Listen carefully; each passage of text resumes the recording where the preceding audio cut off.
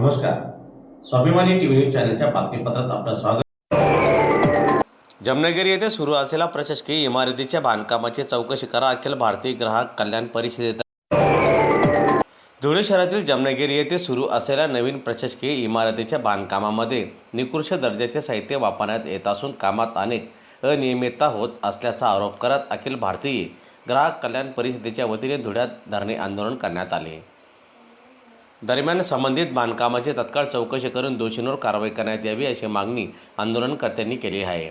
यावेळी आंदोलनकर्त्यांनी प्रशासनाविरोधात घोषणाबाजी करत बांधकामाची गुणवत्ता तपासण्यासाठी स्वतंत्र तांत्रिक समिती नियुक्त करण्याची मागणी केली आहे। सार्वजनिक निधीतून उभारण्यात येणाऱ्या इमारतीचे काम पारदर्शक पद्धतीने व्हावे व नागरिकांच्या पैशाची उधळपट्टी होऊ नये असेही आंदोलनकर्त्यांनी प्रसारमाध्यमांशी बोलताना सांगितले। दरम्यान आंदोलनात कार्यकर्ते पदाधिकारी मोठ्या संख्येने सहभागी झाले होते।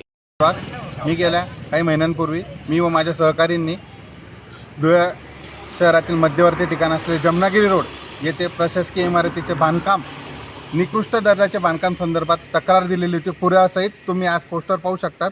तिथं आम्ही सदरू हे फोटो निकृष्ट कामकाजाबाबतचे फोटो देखील इथं लावलेले आहेत। तरी सदरू शासन निधी एकूण 30 करोड 79 लाखाचा कंत्राट होता, म्हणजे सदर 31 करोडचा हा कॉन्ट्रॅक्ट होता। आणि या बिल्डिंगच्या बांधकामच्या वेळी जो पाया म्हणतो आपण, तो पायात आवश्यकतेप्रमाणे मुरुम हा टाकले गेला पाहिजे, परंतु असे न करता यांनी जुनीच असलेली बिल्डिंगची तोडफोड करून, जीर्ण झालेली बिल्डिंगची तोडफोड करून तिथला जो मलबा, तिथले विटा, तिथले सिमेंट आणि माती असं करून ती लेवल एकंदरीत केलेली आहे। तर सदरू मुरुमचा इथं वापर केलेला नाही। आम्ही फाउंडेशनचे फोटो देखील पुरावा म्हणून तिथं जोडलेले होते, परंतु बांधकाम विभागातील अधिकारी यांना तक्रार दिलेली असताना त्यांनी आज तागत आमचं त्या तक्राराच्या अनुषंगाने निराकरण केलेले नाही।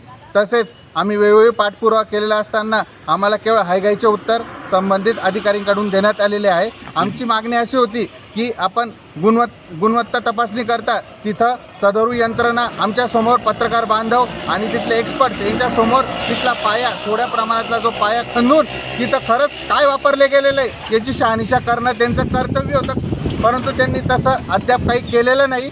तरी सदरू या सर्व भ्रष्ट अधिकारी आणि कंत्राटदार यांचा साठा लोटा तरी काय, किंवा त्यांनी कंत्राटदाराकडनं कमिशन तरी किती घेतले असा आमचा सवाल किंवा असा आमचा प्रश्न त्यांना आम्ही प्रश्न विचारू इच्छितो।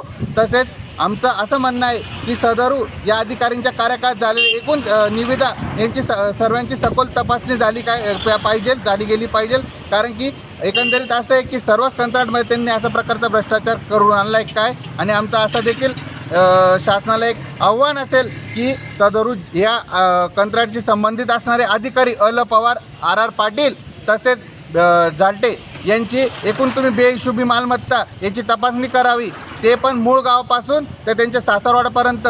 आमचा असा आरोप आहे की त्यांनी मोठ्या प्रमाणात गैरव्यवहार करून भ्रष्टाचारी मार्गांनी त्यांची बेहिशोबी मालमत्ता जमवलेली आहे, साठवलेली आहे। तर या सर्व अनुषंगाने आम्ही आज रोजी कार्यालयीन वेळेत बेमुदत धरणं आंदोलन म्हणून अवलंब केलेला आहे।